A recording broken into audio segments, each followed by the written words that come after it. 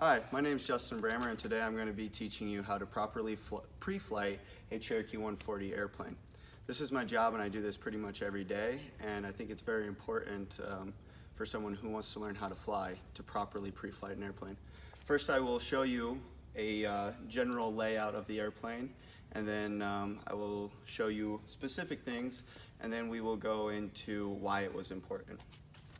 So the first thing that we're going to do is get inside the airplane, and we're going to extend all three sets of flaps. Then we're going to turn on the battery and all the lights. So with the battery on, we like to go around and check to make sure all the lights are operating on the airplane correctly. That stopped.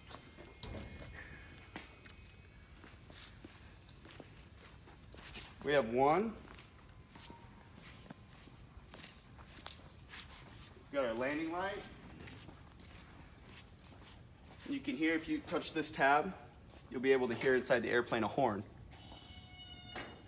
That's your stall warning horn. We also have another nav light on this side. Red is on the left, green is on the right. Up here we have our beacon.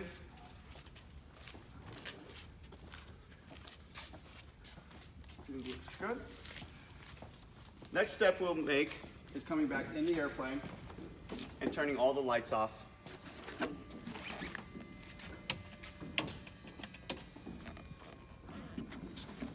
So now it's time for the actual pre-flight. So right here we have a flap.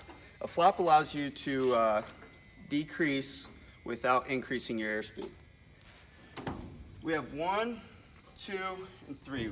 We're basically looking for general health of the flap, make sure that it goes down, up, the way it's supposed to. If it doesn't, you know, there might be something tied up inside the airplane, there might be something here, and we would be able to fix it from there.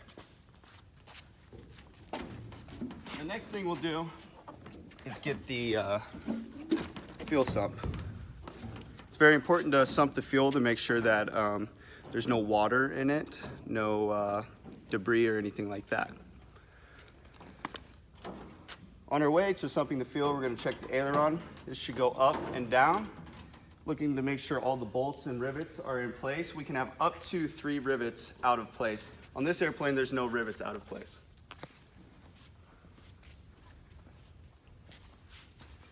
Here you have your wheel, your strut, and your fuel sump. It's very important to sump the fuel properly. So as you can see, we have blue 100 low lead fuel.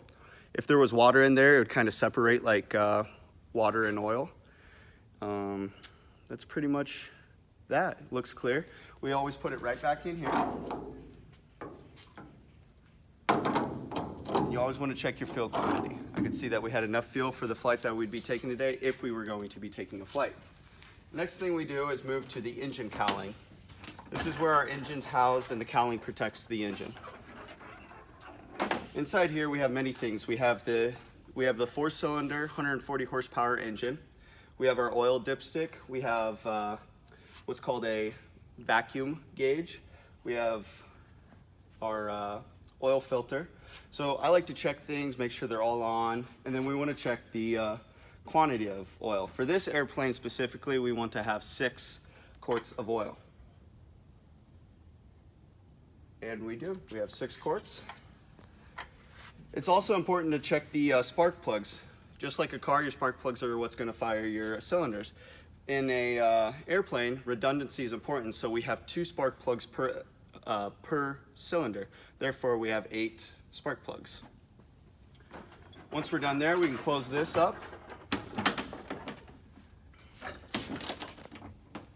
Make sure those are good. Good. Here we have our nose, wheel, and strut. We're looking for proper inflation of the strut. Tire looks to be pretty good and doesn't have any bald spots or anything like that in it. If it did, we would determine how bad the circumstance is and we'd go from there. Possibly not fly, have it repaired, and then go fly.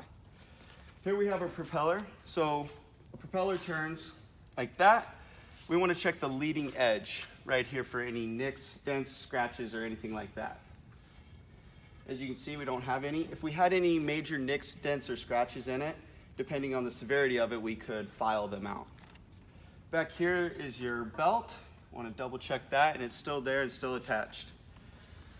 And then just like on that side of the airplane, this is, it continues. You do the same to this wing, same to this fuel sump.